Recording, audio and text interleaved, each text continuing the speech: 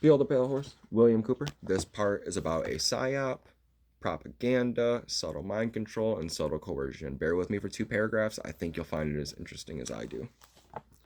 We have covered the statement of inevitable truth and the conviction behind that statement. These are qualities of the mind war operative itself. The recipient of the statement will judge such messages not only by his conscious understanding of them, but also by the mental conditions under which he receives them. The theory behind brainwashing was that physical starts with a T. The U.S. refers to it as enhanced interrogation. Can't say the words. I think this is what's getting me flagged. And deprivation would weaken the mind's resistance to suggestion. And this was true to a point, but in the long run, brainwashing does not work because intelligent minds later realize their suggestibility under such conditions and therefore discount impressions and opinions inculcated accordingly. For the mind to believe in its own decisions, it must feel that it made those decisions without coercion.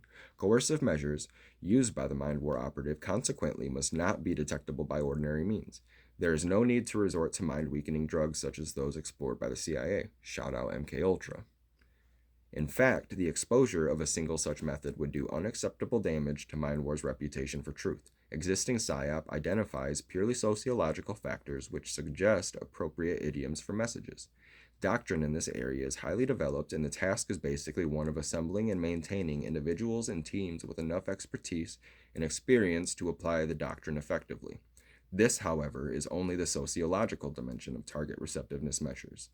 There are some purely natural conditions under which minds may become more or less receptive to ideas, and mind war should take full advantage of such phenomena as atmospheric electromagnetic activity, air ionization, and extremely low frequency waves. And if you know, they can basically crowd control with frequency and vibration using the LRAD system. If you're not familiar with it, look it up. This is something that the government's had for quite a while. And yeah, there's a lot to this. And I feel like if you've ever seen that episode of the Boondocks where the music's pumping and the people are basically mind controlled by it, all music is frequency and vibration. That's all it is.